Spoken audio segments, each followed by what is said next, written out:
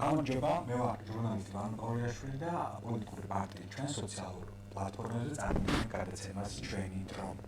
დღეს 30 დეკემბერს მიხეილ ყავლაშვილის გუშინდელი ინაუგურაცია აღარავის ახსოვს, იმიტომ რომ ამ საღამოს მთელი საქართველო ზვიად ხარაზიშვილის იგივე ხარებას ჰოსპიტალიზაციაზე საუბრობს. არსებული ინფორმაციით ხარება ავროსის კლინიკაში მხრის მრავლობითი დაზიანებებით მიიყვანეს, როგორც ექიმმა ტელეკომპანია პირველს უთხრა, მას რამდენიმე მყესის დაზიანება აღენიშნებოდა. ოფიციალურად არ არის ცნობილი რის გამო მიიღო ეს დაზიანებები ხარებამ, მაგრამ ერთი მნიშვნელოვანი დამთხევა არსებობს.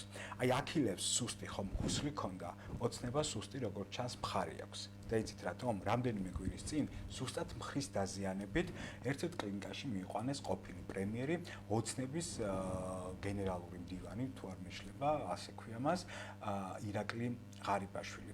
ახლა ხარება მოხდა იგივე დაზიანებით კლინიკაში. რასთან გვაქვს საქმე? ამ და სხვა თემებზე ვისაუბრებ ჩემი გადაცემის დღევანდელ სტუდიასთან და რა თქმა უნდა, ეს არის წლევანდელი წლის ბოლო გადაცემა და 20-22-საც შევაფასებთ. მაშასე მოგესალმებით გიორგი პატარიძე, პარტიის ჩვენ თანამდებარე და ასევე პარტიის თანამდებარე ტარიელ ნაგაიძე. მოგესალმებით კიდევ ერთხელ ბატონებო. მოით დავიწყოთ თქვენი მოსაზრებით. გიორგი, თქვენგან დავიწყოთ. რატომ უნდა მომხდარიყო ხარება კლინიკაში ზუსტად იგივე დაზიანებებით, რაც ქონა ღარიბაშვილს რამდენიმე კვირის წინ? მართლა სუსტი არის? ხარი აქვს სუსტი ოცნებას? არა, ხარი უკვე სუსტი აქვს ცხადია, მაგრამ ზოგადად. ალბათ დარწმუნებულები ვართ, რომ სპორტულ ცხოვრებისგან ხარება საკმაოდ შორს არის და რატო არ დარწმუნებული? რატომღაც დარწმუნებული ვარ, რომ მისი ცხოვრების წესიც საკმაოდ შორს არის ჯანსაღი ცხოვრების წესისგან და რაღაც საეჭვოა, რომ მას ვარჯიშის დროს მხარი ამოეგდო. მე ვფიქრობ და აი ეს ჩემი ფიქრები რაღაც ჭორებზეც და წყაროებზეც არის დამყარებული, რომ ის უბრალოდ დასაჯეს იმის გამო, რომ ის დაქვემდებარებაში მყოფი ერთ-ერთი მაღალჩინოსანი გაიპარა და შაიშმელაშვილი და შაიშმელაშვილმა მოყვა მერე ის ისტორიები, რაც მან მოყვა სხვადასხვა სააგენტოს მეშვეობით. ამაზე დაისაჯა, უბრალოდ აქ მინდა ერთი ნიუანსი აღვნიშნო, ხელი, აი ეს დამტყმელი ხელი, სავარაუდოდ არის ერთი და იგივე.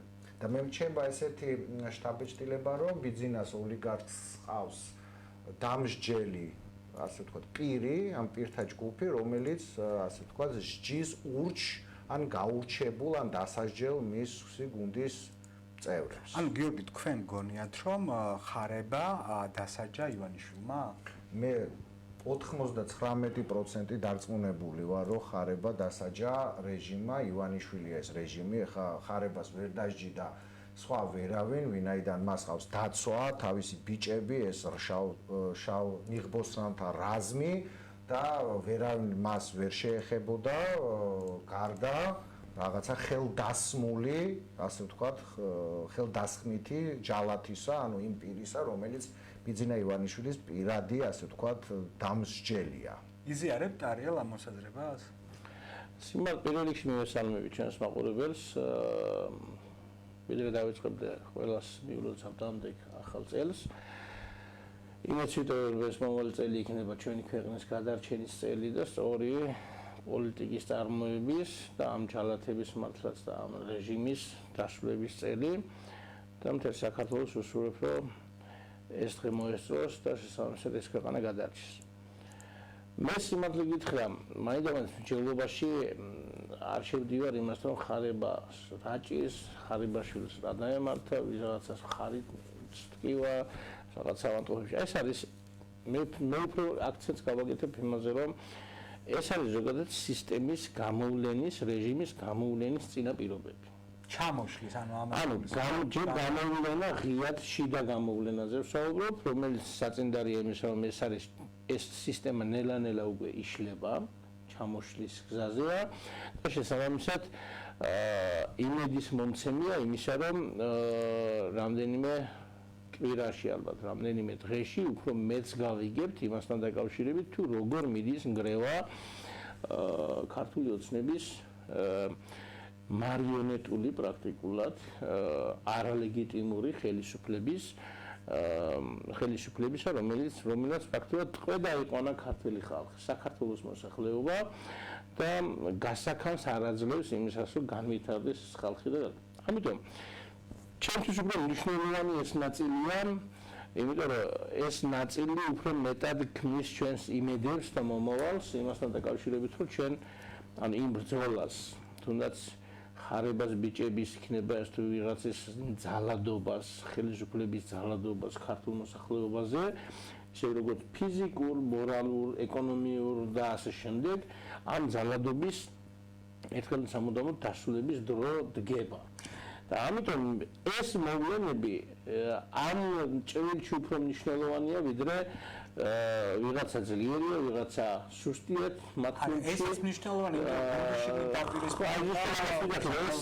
ეს სიძლიერე ან სისუსტე გუნდში იმან მნიშვნელოვანია, რამდენადაც უკვე ღიად ჩანს სისტემის შიგნიდან ღვევის თემა.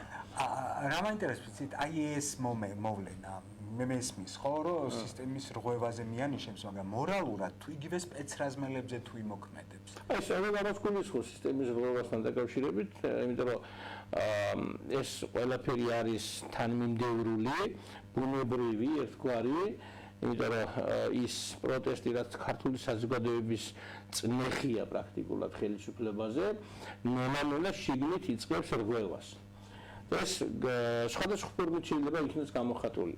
ეს დაპირისპირების საგანი რომ ვიღაცა იქ ერთმანეთს ალბათ სავარაუდოდ ეუბნება შენ აქ შეცდომა დაუშვიეს ხალხი შენ უფრო მეტად გააღიზიანე და უფრო მეტად გამოიყვანე ასე არ იყოს სწორი გადაწყვეტილებები და ასე შემდეგ. ეგ სავარაუდოდ მიდის შიდა გადაბრალებები, პასუხისმგებლობიდან გათავისუფლება, არაღება პასუხისმგებლობისა და შესაბამისად ეს შედეგი გადადის მე ძალადობაში შიგნით. როგორც ჩანს.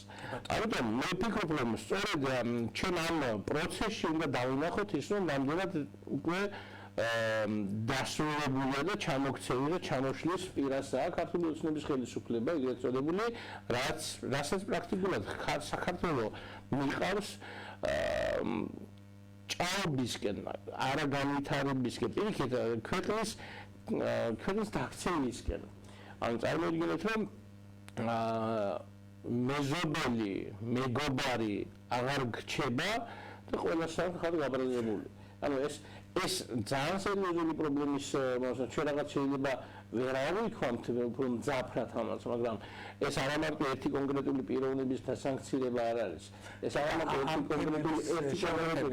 კონკრეტული ადამიანების დასჯის თემა არ არის. აქ ისება ქვეყანაც ერთგვარი. და ქვეყნის განვითარების უკუსლებას ეკონომიკური კრიზისის მოსალოდნელია და კი ბატონო, მაგრამ მოდით მე მინდა რომ პარტიაზეც ვისაუბროთ, პარტია ჩვენზე, მაგრამ მანამდე რამდენიმე კითხვა უცებობდნენ დავსვა. გუშინ როდესაც მოხდა ყაველაშვილის ინაუგურაცია, ხო? და სალომე ზურაბიშვილმა დატოვა ორბელიანების სასახლე. აი ამის მერე საზოგადოების გარკვეულ ნაწილში, ვინც პროტესტს გამოხატავს 33 დღეა, გაჩნდა ერთგვარი ნიჰილიზმი. აი ეხლა რაღა უნდა გავაკეთოთ, სალომე ზურაბიშვილმა რატო დატოვა ორბელიანების სასახლე და ასე შემდეგ. თუმცა დღეს მგონია რომ ხარებას ცემის თუ არ ვიცი დაშავების ფაქტმა ეს მუხტი შეიძლება კიდევ უფრო გაამძაფროს. ხარა მე მინდა ვიკითხო. თქვენ როგორ ფიქრობთ? ორივეს გეკითხებით, გიორგისაც და ტარიელ თქვენს. სალომე ზურაბიშვილის ლეგიტიმაცია შენობით ხო არ გამოიხატებოდა, ეს ჩემი აზრი არის რა. სალომე ზურაბიშვილი ლეგიტიმური იქნებოდა რო წავიდეს საგარეჯოში რო დაჯდეს ნებისმიერ შენობაში, ხო? გარდა ამისა ეს ლეგიტიმაციაც ხო სიმბოლურია, სალომე ზურაბიშვილს არ შეუძლია მაგალითად რამე გადაწყვეტილების მიღება, ნორმატიული აქტების მიღება, თუნდაც ყაველაშვილმა ერთ დღეში ისე რომ არც მისვლა ორბელიანების სასახლეში გუშინვე ხელი 28 კანონს მოაწერა, მათ შორის ადამიანის უფლებათა შემზღუდველ თუ რა ვიცი დამთვრგული კანონებს. მართალია კობახიძე ამბობს, რომ არ არისო ესა არანაირი უფლებას არავის უფლებას არ ხვდავს, მაგრამ თქვენ როგორ გონიათ? იყო თუ არა ოცნების ნარატივი, რომ სალომე ზურაბიშვილს არ დაეტოვებინა ორბელიანების სასახლე და ამას მოჰყოლოდა სიტუაციის ესკალაცია? მე პირადად მგონია, რომ სალომე ზურაბიშვილმა გამოაცხადა, რომ მე არ დავტოვებ სასახლეს. არ უთქვამს მას ეს არასდროს. ანუ ღამე რჩები ან ეს თქვა. იყო, ანუ ეს აღქმა შეიქმნა საზოგადოებაში, სალომე ზურაბიშვილი არ დატოვებდა სასახლეს. ანუ ღამის დარჩენაზე არ იყო აქ თემა, ზოგადად საზოგადოებრივი აღქმა ეს იყო, რომ მოლოდინიც ეს იყო, რომ ეს მელოდინი შექმნა რა ფორმულები თქვა მას არ აქვს მნიშვნელობა. მე ვფიქრობ ეს იყო შეცდომა თავიდან. იმიტომ რომ როცა იმის გაკეთება არ შეიძლება, ვერ შეძლებ რისი გაკეთებაც არ შეგიძლია, ამ მიმართულებით თავიდანვე მოლოდინების საზოგადოებას არ მაგრამ იქნებოდა შექმნა ეს მელოდა რომ 200,000 ადამიანი მივიდოდა იქ და ანუ ზუსტად პოლიტიკოსის სიძლიერეს როლი არის ეს, რომ განსაზღვრო უნდა თუ რა შესაძლებლობები შეიძლება შექმნა შენმა წარმოქმნილმა სიტყვებმა, ხო? და უნდა მოიქცე ისე, რომ საზოგადოებაში არ გამოიწვიოს შენმა ქმედებამ გარკვეული ნიჰილიზმი და უნდობლობა და თქვა სისუსტის შეგრძნება. სამწუხაროდ ეს მოხდა, მაგრამ ის რომ გუშინ და გამოვიდა ძალიან მნიშვნელოვანი და საინტერესო სიტყვა ჰქონდა მას და თქვა რომ ეს ტოვებს ამ სასახლეს, მე ვფიქრობ ეს იყო სწორი ნაბიჯი. არა იმიტომ რომ ის იყო სუსტი, არამედ იმიტომ რომ გონივრული გადაწყვეტილება და სწორედ ის არის რომ ანუ დღეს ჩვენ ვიბრძვით დემოკრატიულ ჭრილში. რას ნიშნავს ეს? საზოგადოება გამოდის და მშვიდობიანად გამოხატავს პროტესტს და ამბობს რომ ეს ხელისუფლება არ არის ქართული ხელისუფლება. ეს არის რუსული ხელისუფლება, რუსეთის ინტერესის გამტარებელი ხელისუფლება. ჩვენ არ გვინდა ასეთი ხელისუფლება და გვინდა ისეთი ხელისუფლება, რომელიც წაგვიყვანს ჩვენ ევროპისკენ. ბატონო, ამას სათავეში ნახე, აი ზუსტად ამას არ გვინდა აი ნახეთ, ჩვენ როცა ოცნების ნარატივსკენ მივდივართ, ან ნახეთ, ჩვენ ბრძოლობთ იმ მხარეს, რა მხარეს არის ნათელი, სადაც არის ნათელი, ხო? აი ჩვენ ოცნების ნარატივი რა არის, ოცნება რას ფიქრობს, ოცნება როგორ გეგმავს, ეს არის ჩვენი სტრატეგიის ნაწილი, როცა ამ გეგმის საწინააღმდეგო უნდა ვიმოქმედოთ. მაგრამ როცა შეფასებაზე მივდივართ პრეზიდენტის ქცევაზე ამ შემთხვევაში და მას აქვს შანსი, რომ იყოს ზოგადად ოპოზიციური სპექტრის ლიდერი, გამომდინარე იმ პოლიტიკური სივრციდან, სიტუაციიდან ოპოზიციურ ნაწილში, ხო, რაც გვაქვს, თქვა, ის სიჭრელე, ის დამოკიდებულება, ის წარსული ხელისუფლების მქონე ადამიანების, თქვა, ოპოზიციაში ყოფნა და ბევრი სხვა ფაქტორები, მას აქვს ეს ამის შანსი და ეს უნდა გამოიყენოს გონივრულად. თუ ამ გონივრულობას არ მიყვება, ამ შემთხვევაში დაიკარგება საზოგადოებრივი მუხტიც. იმიტომ რომ საზოგადოება როგორია, საზოგადოებას უნდა რაღაც გაკეთება, მაგრამ საზოგადოებას სჭირდება ამავე დროს გარკვეული პასუხისმგებლობის ამღების პირები. ამას ქვია პოლიტიკოსები. აი სწორედ ეს არის დღეს ეს შესაძლებლობა აქვს პრეზიდენტს. ამიტომ მე ვფიქრობ, რომ ის ნაბიჯი, რაც გუშინ მან წარმოთქვა და გააკეთა, ხო, ეს იყო მნიშვნელოვანი. მაგრამ მას აქვს კიდევ ნაკლი იმისა, რომ ზოგადად ის ცდილობს იმ ადამიანებთან, იმ პოლიტიკურ სპექტრთან კონდეს ურთიერთობა, რომელიც თქვა ეგრეთ წოდებული ბარიერი გადალახული. მაგრამ გუშინ მან ახსენა ახალი პარტიების ეს ხსენება, აი ეს ახსენებდა ადრეც ამას, მაგრამ პრაქტიკაში არ ქონია ესა. ჩვენს მაგალითად მნიშვნელოვანია, რომ ჩვენ არაერთხელ მიმართეთ, რომ ჩვენ ამ სიტუაციაში ვართ მზად, რომ თქვა მივიღოთ მონაწილეობა რიგ საკითხებთან მიმართებაში. აი სწორედ ეს არის თემა, რომ პრეზიდენტს უჭირს სამწუხაროდ მთლიანი ამ ოპოზიციური სპექტრის გაერთიანება ამ შემთხვევაში. ან არა აქვს სურვილი.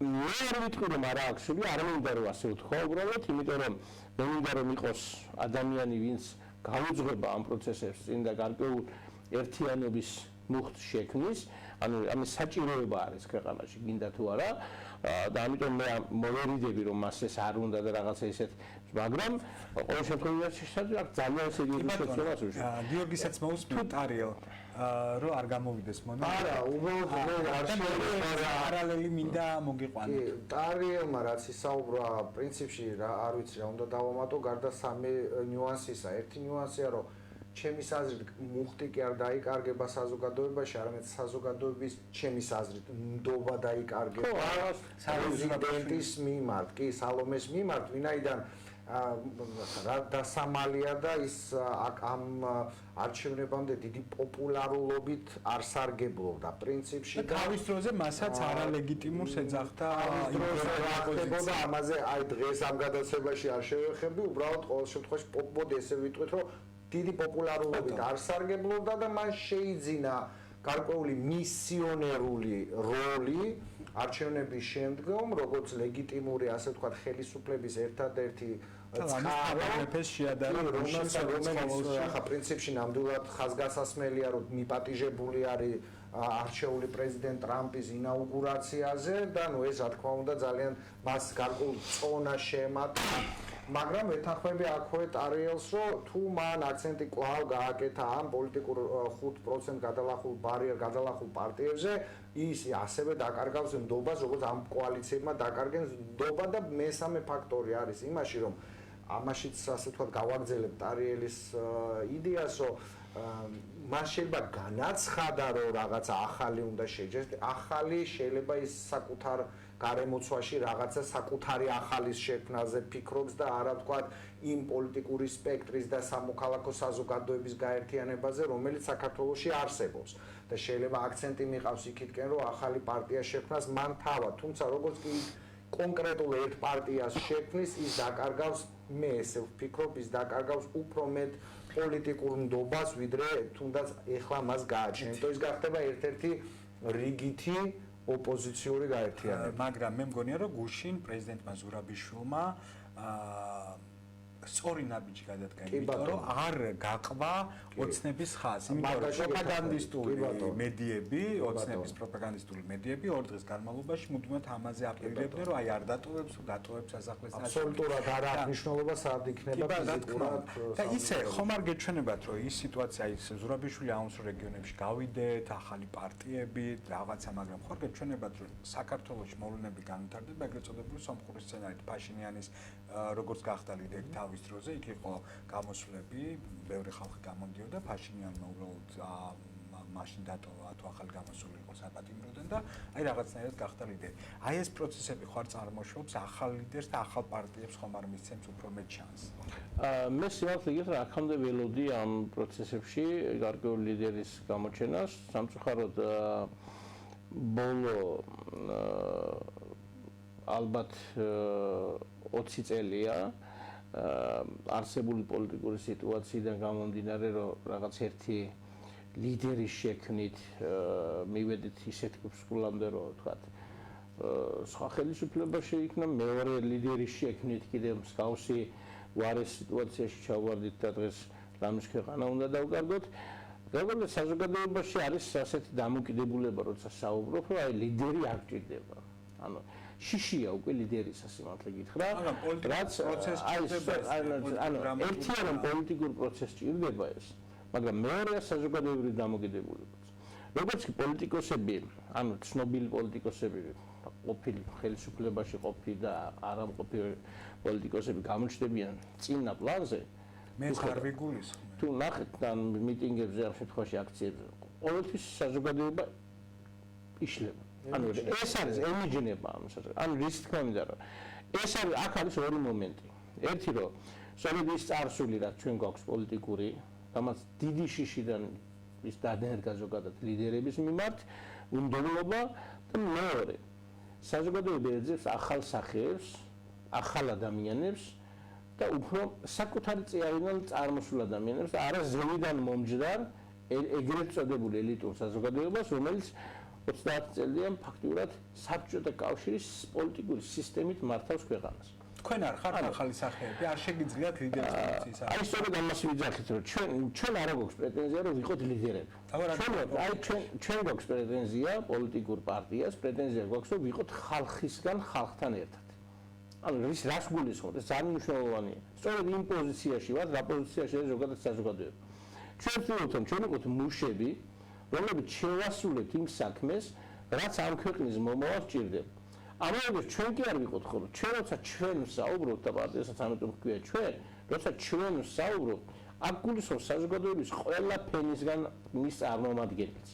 ყველა ადამიანს გულისხმობთ ამ შემთხვევაში და ვიგნებით, რომ აი ჩვენ გვინდა სწორედ ეს ახალი რეალობა. ჩვენ გვინდა, ჩვენ არ გვინდა, ჩვენ არ გვინდა, აი სწორედ ეს არის ჩვენი მთავარი პრინციპიც, რომ როცა ჩვენ გამოვიდით ასპარეზზე, ჩვენ ძალიან ახლები ვართ და ვიწყებთ ამ სიტუაციაში ამ პოლიტიკურ სივრცეში მოძრაობას, შესაბამისად დარწმუნებული ვარ, რომ ჩვენ გარკვეულ პოლიტიკურ დივიდენდებს შევქმნით იმასთან დაკავშირებით, რომ თქვათ ხვალ და ზეგ ჩვენ ვიყოთ ერთ-ერთი აქტიური მონაწილე ქართულ აქტიურ პოლიტიკურ მოღვაწეობაში. რას ნიშნავს ეს? ანუ რას გულისხმობთ?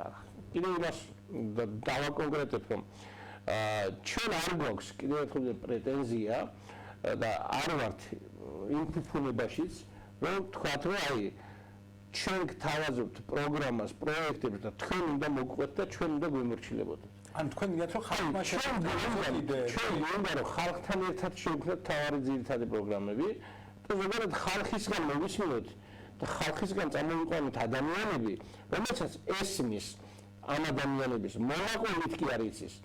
ანუ ბათუმში რა ხდება, ხულაში რა ხდება, წალკაში რა ხდება, ახალქალაქში რა ხდება, მარმეუთში რა ხდება, ეს მონაკვეთით კი არ ისმის მას. თვითონ აქვს ნაცხოვრები ამ პროცესებში და მონაწილეა ამ ყველაფერზე. ანუ ჩვენ უნდა ასეთი პოლიტიკა შევქმნათ, ეს არის თავარი მიზანი ჩვენი პოლიტიკაში ყოფნისა. და საგანო ხალხს ვიცით, ამ ხალხთან გვაქვს ურთიერთობა და გვით ამ პროცესზე.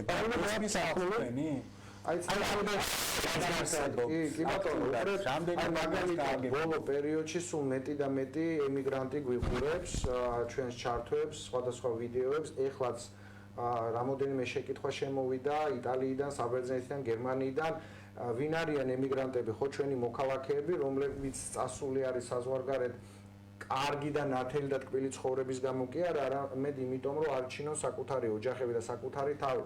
ამ ადამიანებს უნდა პროცესში მონაწილეობა, ამ ადამიანებს სურთ რომ საკუთარი ენერგიით, საკუთარი შრომით, საკუთარი ფინანსებით თუ ნებისმიერი შესაძლო, ასე ვთქვათ, რესურსით სახელმწიფოს და ასე ვთქვათ სამოქალაქო საზოგადოების განვითარებაში ჩაერთონ.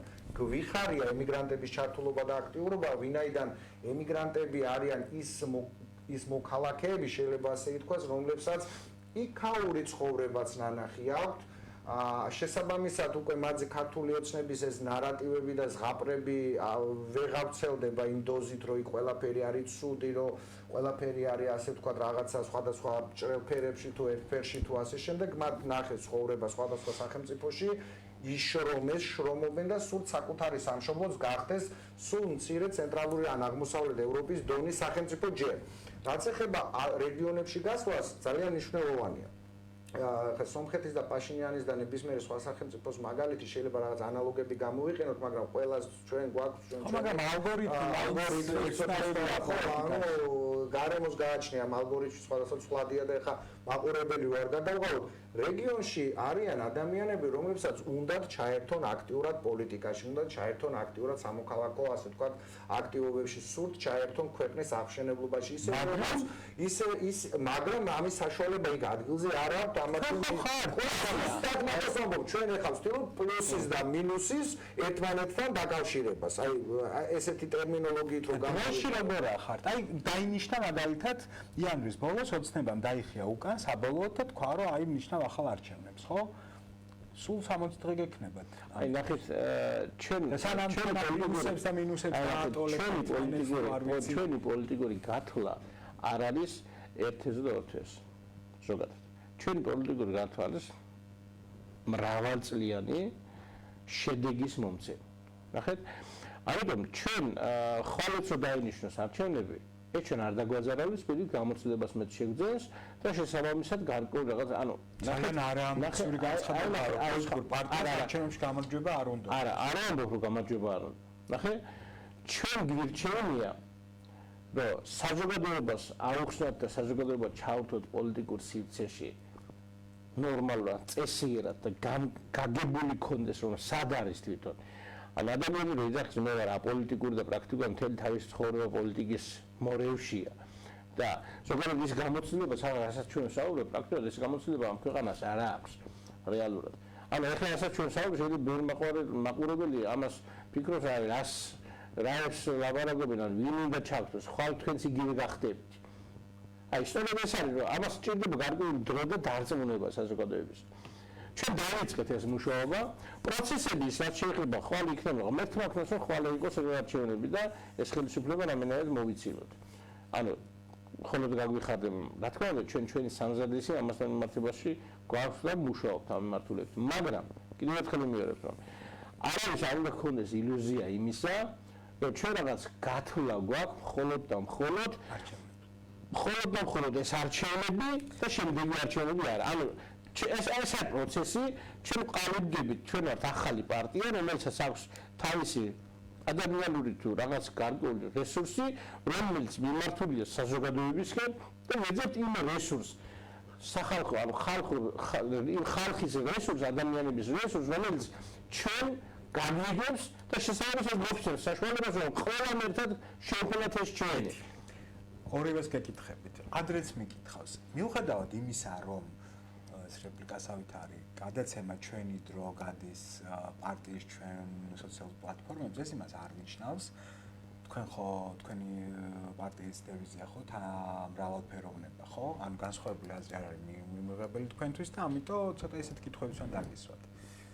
წვავე თუ არ ვიცი უხერხული. აი წარმოიდგინეთ, რომ მე ვარ რომელიმე რეგიონში მცხოვრები, ნუ არ ვიცი, აბესალო. მინდა პოლიტიკაში ჩართვა. თქვენ აი გიორგი თქვა, რომ ჩვენ ამ ადამიანებს რას მთავაზობთ საიმისოდ, სანაცვლოდ, რომ მე ჩავერთო პოლიტიკაში და გავხდე თქვენი გუნდის, თქვათ, რეგიონალური ლიდერი, არ ვიცი, რეგიონალური კოორდინატორი. აბა რას მთავაზობთ? ძალიან მარტივია.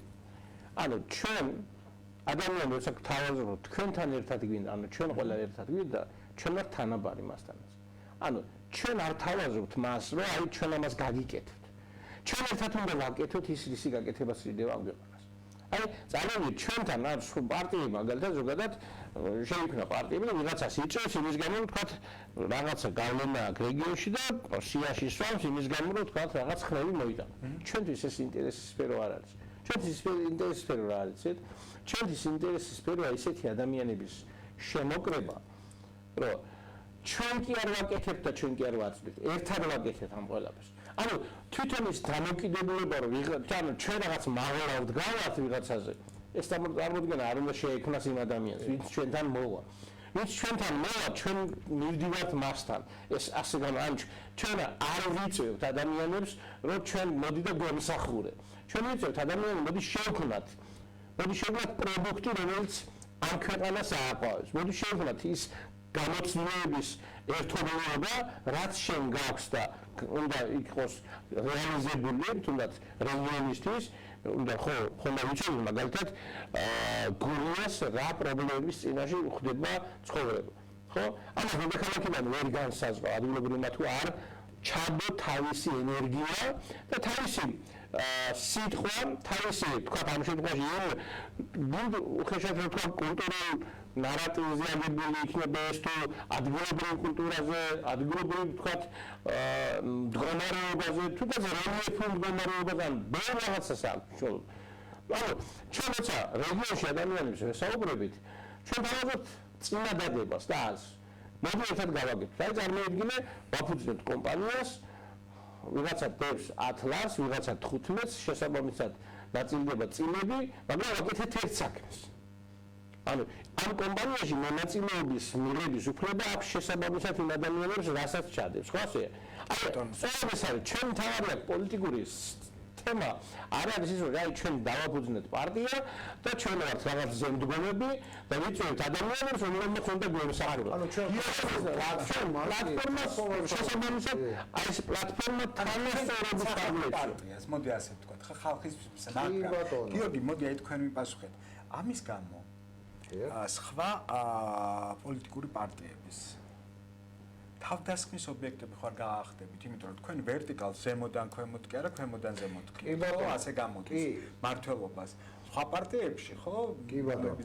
სამწუხაროდ, კი ბატონო, ბოლო 30 წლის განმავლობაში როგორ იყო, ერთი ლიდერი გამოჩნდებოდა, ჩადევდა დიდი რაოდენობის რესურსს, შეკრიბავდა აი ამ ადამიანებს ფინანსური და გადადიოდა ეს ერთიდაიგივე ხალხი, ამიტომაც ეს ერთიდაიგივე ხალხი გადადიოდა პარტიიდან პარტიაში, ანუ შეიცვლებოდა მხოლოდ რაღაცა ფერი და ლოგო დანარჩენი ძირითადი აქტივი პარტიის გადადიოდა მოქალაქეთა კავშირიდან, გადავიდა ნაციონალურ მოძრაობაში, იქიდან გადმოვიდა ქართულ ოცნებაში და ეს დადაბოდიაო ზემოდან ქვემოთ, როგორც თქვენ სწორად აღნიშნეთ, სწორედ ესე იგებოდა. ჩვენ, როგორც სტადიონმა ბრძანა და ჩვენი პოზიცია ესეთია, ჩვენ გვინდა ქვემოდან ზემოთ, ანუ თქვენთან ერთად საერთო პლატფორმა შემოგთავაზოთ, გაინტერესებთ სამოქალაქო აქტივობა, გაინტერესებთ პოლიტიკა, გაინტერესებთ რაღაცის შეცვლა, აგერ ვართ ჩვენს თქვენთან ერთად გვაინტერესებს ეს ყოველივე, ვიწყებთ ქვემოდან, მომბრძანდით ერთად თითოეულ რეგიონში, მუნიციპალიტეტში, გავარკვიოთ რა არის პრობლემატიკა და მივყვეთ ნელ-ნელა ეტაპობრივად. თავარი მომენტი არის ის, რომ ჩვენ გთავაზობთ იდეას. ანუ ადამიანი მოქალაქე ნებისმიერი ხო რაღაცა კონკრეტული მე მინდა ეს ჯეროდესო, როდესაც მიდის არჩევნებზე და ხმას აძლევს ამა თუ იმ პოლიტიკურ პარტიას, რაღაცა ამ პოლიტიკურ პარტიაში მოსწონს. ხო? გარდა თქვა ვიზუალური ლიდერის, ვიზუალური შეფასების ან რაღაცა სხვა ისეთი ფსიქოლოგიური მომენტების არსებობს ქვეცნობიერი არჩევანი, ანუ ეს შეიძლება ეფუძნებოდეს თქვა პარტიის პლატფორმას, იდეას და ასე შემდეგ და ასე შემდეგ. აი ამას ვთავაზობთ ჩვენ იმ აქტიურ მოქალაქეებს, რომლებიც იცით რა არის?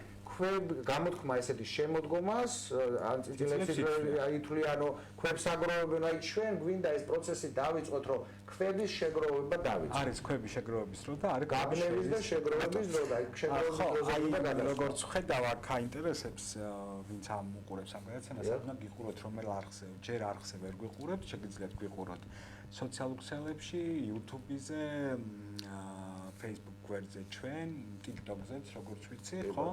აი ამ სოციალურ პლატფორმებზე, თუმცა ახალი წლიდან იგეგმება, რომ საკაბელო ტელევიზიებითაც გავიდეს ეს გადაცემა. სულ მინდოდა მეკითხა თქვენთვის და ახლა უნდა გკითხოთ. ჯერ ერთი როგორც ვატყობ, 20-24-ით კმაყოფილები ხართ იმ გაგებით, რომ როგორც ახალმა პარტიამ საზოგადოების გარკვეულ ნაწილს თქვენი ხმა გააგებინეთ. მინიმუმის გააგებინეთ, რომ არსებობთ იმისთვის, რომ ხალხის დაკვეთები შეასრულოთ. ეს გავიგე, მაგრამ თქვენ ორივე რამდენადაც გაგიცანით და პოლიციათოს თავმჯდომარე მიხეილ რამიშვილი აბსოლუტურად განსხვავებული ტიპები ხართ, ტიპაჟები ხართ.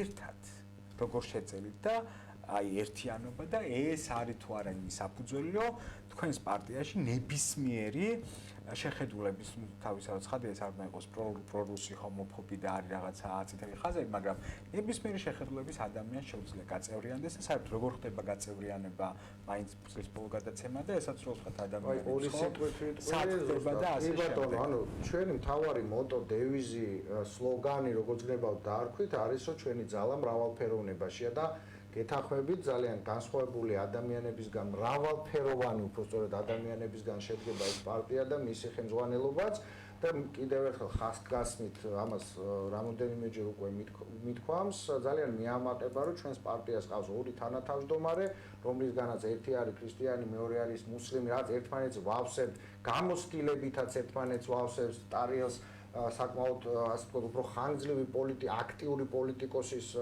კარიერა ჰქონდა, ხო, წინამოწვევის პარლამენტის წევრი იყო, მე პოლიტიკური ანალიტიკოსი, საჯარო მოხელე, მიშა რამიშვილი, რომელიც ვთქვათ, აქტიური პოლიტიკოსი არ ყოფილა, აქტიური ასე ვთქვათ, უფლებადამცველი, აქტიური ადვოკატი, ანუ ჩვენ ერთმანეთს და მარტო ეს სამი ადამიანი ხო არ არის ჩვენი გუნდი, რომელიც საკმაოდ ასევე მრავალფეროვანი ადამიანისგან შედგება და ამას ჩვენ ერთმანეთს ვავსებთ და რაღაცა ვფიქრობ, რომ ძალიან საინტერესო, არ მინდოდა ამ სიტყვის გამოყენება, მაგრამ ბიზნეს სცენაზე რო ვთქვა, საკმაოდ საინტერესო პროდუქტი შეიქმნება.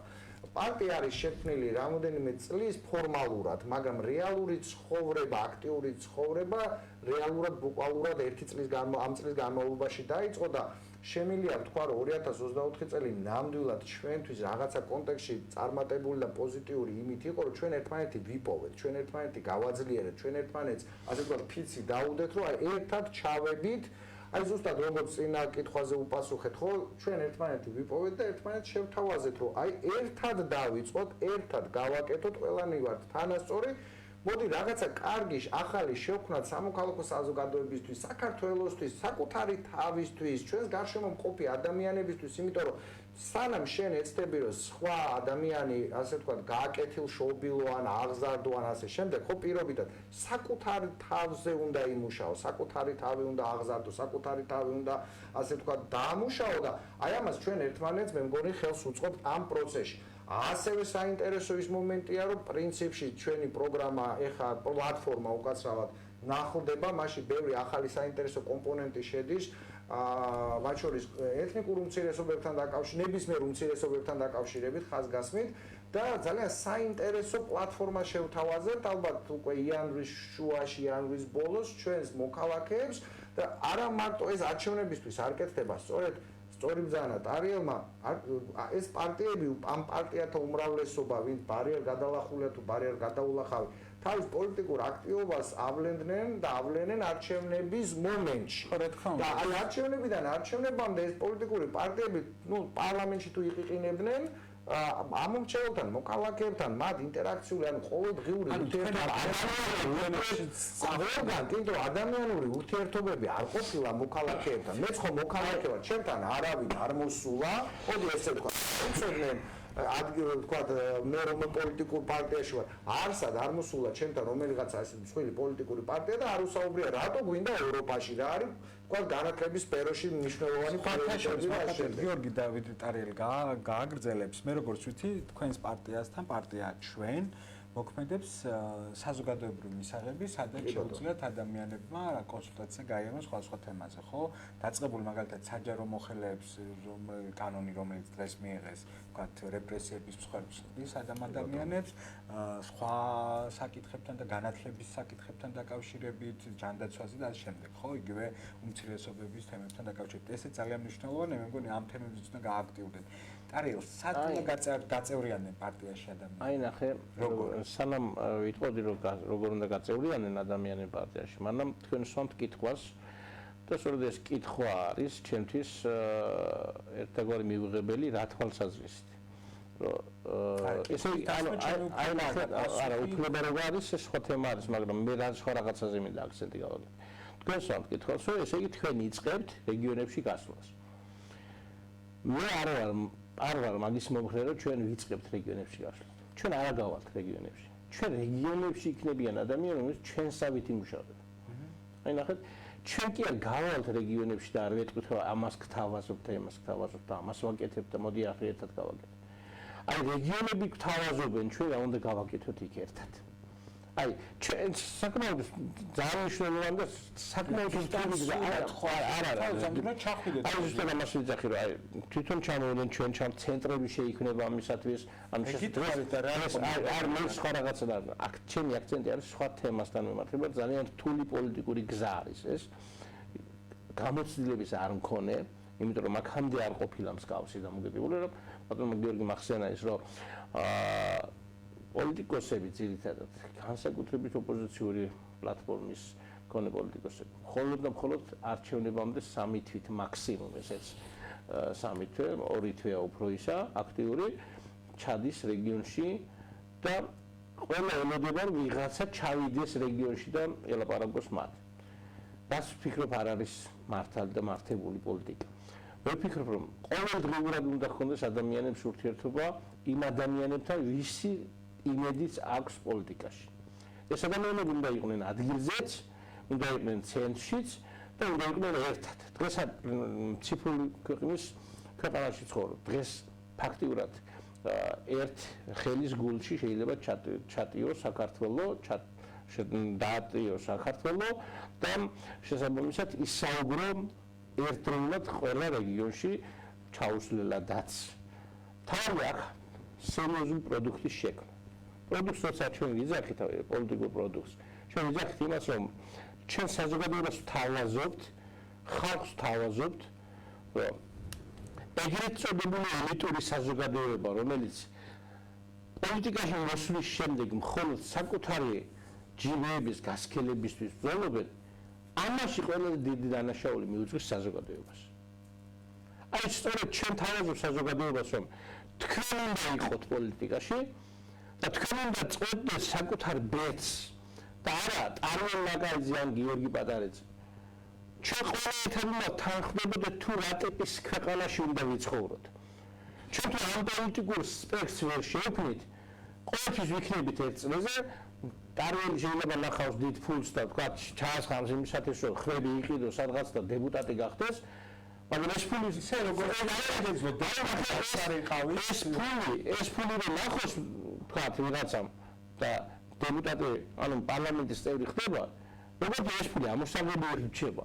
ანუ ფაქტობრივად შენ ხარ ნაყიდი საზოგადოებას ეუბნები. შენ ხარ ნაყიდი და შენს ინტერესს ვერ გაატარებს ეს. არც არია იმისათვის რომ ინტერესი გააყენოს. გამიშოვანია, იმიტომ ეს საზოგადოება უნდა გაითავისოს, რომ ყველა ადამიანი ვისაც უნდა რომ ამ ქვეყანაში ბედნიერად იცხოვროს, უნდა იყოს მონაწილე საკუთარი ბედის გადაწყვეტაში. მე არ უნდა მომანდოს, შენ არ უნდა მომანდოს ეს ბედი, მხოლოდ თვითონაც იყოს უნდა, თვითონაც უნდა იყოს ჩართული. ჩვენს ამ პოლიტიკის შექმნის გზაზე ვართ. ამიტომ ჩვენი პოლიტიკური მიმართულება არ არის ერთდღიანი, ორდღიანი და ორწლიანი, მხოლოდ და მხოლოდ არჩევნებზე აგებული. არჩევნები თავი პოლიტიკური თქვათ გადაწყვეტილების ანუ შედეგის მომცემი, რომ პრაქტიკულად საზღვრავს საზოგადოებაში როგორ გიყურებს და შესაბამისად რა შედეგები გაქვს და რა მიზნებს აღწევს, ხო? მაგრამ ჩვენთვის არ არის მხოლოდ და მხოლოდ ეს მნიშვნელოვანი კიდევ ერთხელ იმედი. ჩვენთვის მნიშვნელოვანია პირველ რიგში საზოგადოებას ვაჩვენოთ, რომ ჩვენ ყველამ ერთად უნდა შევქმნათ ის, რაც ჩვენ მოგვიტანს ბედნიერებას. და არ უნდა მოვანდოთ რომელიმე კონკრეტულ ბანაკს ან პოლიტიკოს ჩვენი ბედი. ჩვენ უნდა შევქმნათ, ჩვენ უნდა ვიყოთ ამაში მონაწილე. ჩვენ თუ ამას შევძლებთ და ჩვენ თუ ამას მივაღწევთ და ჩვენ თუ ამაში დავარწმუნებთ საზოგადოებას და ამ დობაში შევალთ. აი ნახე, მე კი არ უნდა მენდნენ. ჩვენ ყველამ ერთად უნდა ვენდოთ ერთმანეთს და შევქმნათ ეს ნარატივი, თორემ აი მოდით მე მენდეთ ამას შევქმნათ აი ამ 33 დღიანმა აქციებმა, რომელიც ხვალაც გაგრძელდება ეს აქცია, ზეგაც და ასე შემდეგ, სანამ არ იქნება ორი მოთხოვნა დაკმაყოფილებული. ახალი არჩევნები და პოლიტპატრიონების გათავისუფლება ეს ახალი საზოგადოებაშია, ხო, როდესაც ადამიანები განსხვავებული ხედვის ადამიანები ერთმანეთს რაღაცაში უგებენ და ენდობიან ერთმანეთს. მე მგონი ეს შექმნა. ბოლოსკენ რო წავიდეთ, ახალი წელი მოდის და სადღაც ხო 26 საათში თუ 32 საათში ახალი წელი იქნება. მართალია ამ ქვეყანაში არ არის საზეიმო განწყობა. აი თუნდაც აქ ჩვენ გაგული გვაქვს იმ ადამიანთა ნაწილის ფოტოები, ვინც სცემეს, რომლებსაც სცემეს ხარებას რობოკოპებმა და ასე შემდეგ, მაგრამ რაღაცა ხო გაგვთ სათქმელი ხალხისთვის ახალ წელთან დაკავშირებით, ხო, ხვალ იქნება საპროტესტო სახალხო ღამე რუსთაველზე, ალბათ იქაც გახვალთ. რას ეტყვით ხალხს? იმედს მისცემთ თუ რეალობას დაანახებთ და ეტყვით, რომ ეს ყველაფერი უცებ ერთ დღეში არ დამთავრდება და ამას შეიძლება დრო დაჭირდეს. მე ძალიან მოკლედ ვეტყვი, პირველ რიგში მადლობას გადავუხდი თითოეული მოხალხეს, ვინც აი ესე უწყვეტად 33 დღის განმავლობაში ჩვენ ყველასთან ერთად იდგა და დგას და ირგება რუსთაველზე, მანამ სანამ ჩვენ ერთად არ გავიხარჯვეთ. კი ბატონო და იწერება სათხარ დროზე, მოდით, გელოდებით და ასე შემდეგ. და არა მარტო მიშა ჩვენი სხვა პარტიის წევრების და კიდევ ერთხელ მადლობა თქვენ, მადლობა თითოეულ ჩვენთაგანს, ვინც იქ დგას და იბრძვის. ჩვენ ერთად ვიბრძვით, ჩვენ არ შევებუებით და ჩვენ ერთად გავიმარჯვებთ. გეთანხმებით, როდესაც ჩვენ ყავს ამდენი პოლიტპატიმარი, ამდენი ძალადობის მსხვერპლი, ადამიანებს დაძდებდნენ, დღესაც აშინებდნენ, დღესაც უკვე დააჯარიმეს, როგორც მე ვიცი, ზუგდიდში, აი ამ უკვე განახლებული კანონმდებლობის შედეგად 2 თუ 3 ახალგაზრდა უკვე ამ ეგრეთ წოდებული ბალაკლავასტარებისთვის 2000 ლარი უკვე გამოწერა საპატრულო პოლიციამ, ესე იგი უკვე გაფრთხილებული, ანუ გამიზნულად, ესე იგი ეძებენ უკვე ასეთ ადამიანებს.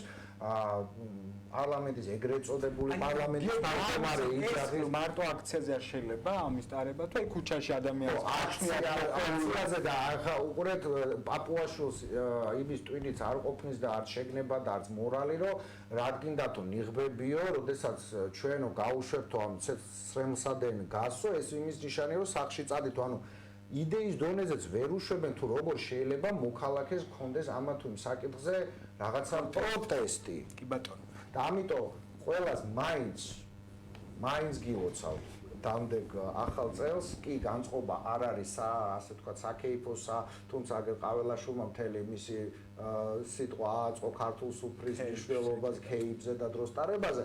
არა, ხვალ საღამოს ღამე ვინც შეძლებს ვიკრიბებით რუსთაველზე, ვინც ვერ შეძლებს დარწმუნებული ვარ ამა თუ იმ მიზეზის გამო, მაინც გილოცავთ, იყავით მხნედ და დარწმუნებული ვარ რომ ძალიან მალე ცრუ მოლოდინების გაჩენა არ მინდა, ამას დაჭირდება რამოდენიმე კიდე კვირა, მაგრამ საბოლოო ჯამში ჩვენი უწყვეტი ნებით, ჩვენი შემართებით, ჩვენი ერთსულოვნებით ჩვენ ნამდვილად ამ რეჟიმს ჩამოვშლით და საქართველო ნამდვილად დაუბრუნდება ევროპულ გზას.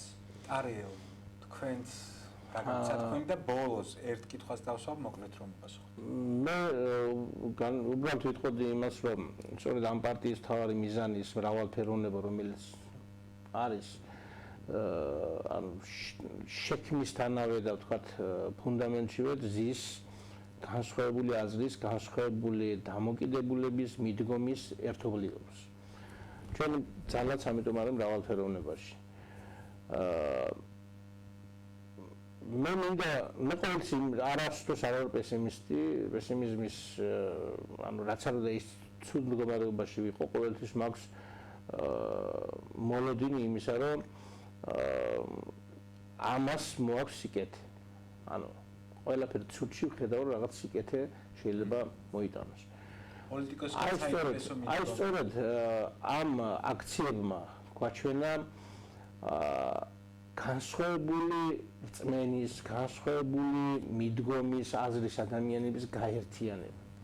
როგორ უცალენ დღესასწაულებს, ერთად აღნიშნავენ ამ აქციების დროს დღესასწაულებს მუსლიმები, ქრისტიანები, იუდეველები და ასე შემდეგ. ერთობლივი სასულიერო პირებმა ერთობლივი სრულობები მოაწყვეს და ასე შემდეგ. მათმა შვილებმაც და ასე. ანუ რის თქმა მინდა რომ აი ზოგიერთი მარგებელია ძალიან კარგი გამონათქვამია ქართულში და ალბათ ამ ყველაფერში სიკეთეც არის და ეს სიკეთე ჩანს.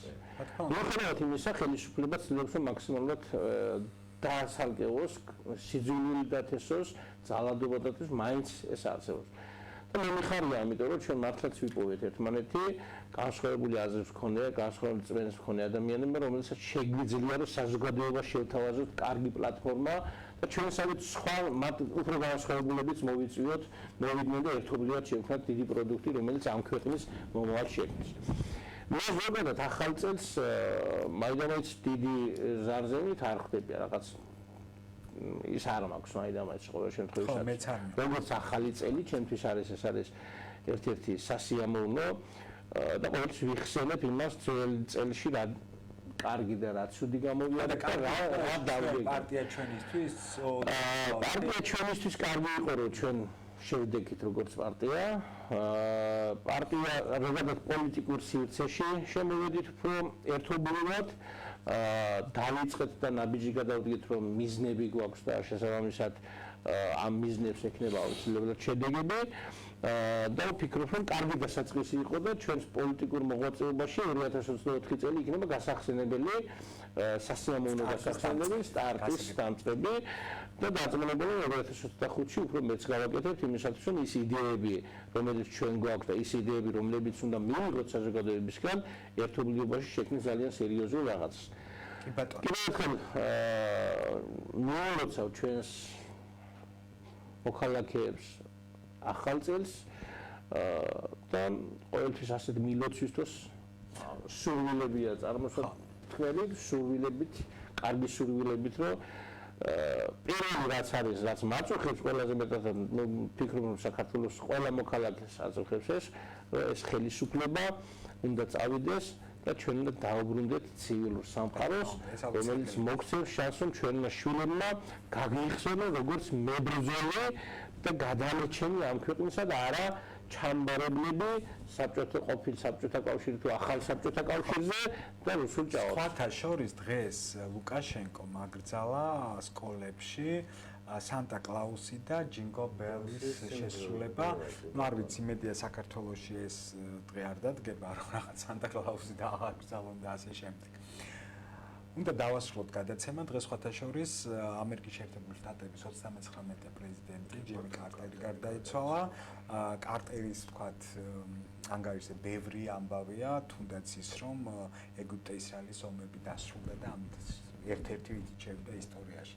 ეხლა შეიძლება უტრირებულად გითხრათ, მაგრამ აი სურვილები უტარიობა თქვა, მე მინდა თქვენ გისურვოთ, რამე თუ მეტნაკლებად კარგად გაგიცანით, აი როგორც კარტერი შევიდა ხო ეგვიპტე, ისრაელის ომები დაასრულა, აი ესე დაგესრულებინოთ, შეგეძლებოდეთ იმდენი მიგეღწიოთ, რომ აი ეს რაღაცა ქართული პოლიტიკური ვერტიკალი, რომელიც მონოპოლიზებულია და რაღაცა კარტერული გაერთიანებებია მართლა ქართულ პოლიტიკაში დაგესრულებინოთ თუ არა, გაგერღვივათ მაინც 2025-ში და თქვენის სათქმელი უფრო მეტი ადამიანისთვის ყოფილიყო გასაგები და უფრო მეტი ადამიანისთვის მიგეტანათ ის საფიქრი, რასაც გინდათ გაკეთოთ ემიგრანტებს, რომ უკან რაც შეიძლება მალე დაბრუნებულიყვნენ, ყარა ფეხზე მდგომი ისეთ საქართველოში, რომელსაც ერთად დავაშენებთ. ხო, ესეც საქართველო გვინდა ყველას. მოკლედ უნდა დავასრულოთ დღევანდელი ჩართვა, ეს იყო 2024-ის ბოლო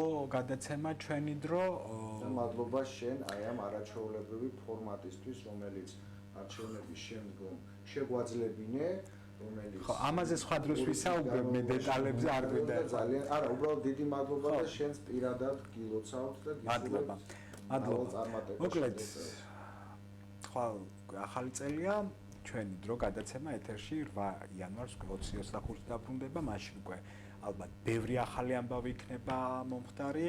ვთქვათ, თუ ამ კვირაში გავიგეთ ჩვენ ივანიშვილის დასამცირების შესახებ, როგორც წყაროები ამბობენ და ინფორმაციები ვრცელდება, კიდევ ბევრ ახალ ამბავს გავიგებთ ამერიკიდან და დასავლეთიდან და მოკლედ მე მგონია რომ ყველაფერი კარგად იქნება და ის გზა რომელსაც აი ამ ადამიანების ქუჩაში დგომა ქვია 33 დღეა ტაძრამდე მიგვიყვანს. ნახვამდის. ნახვამდის.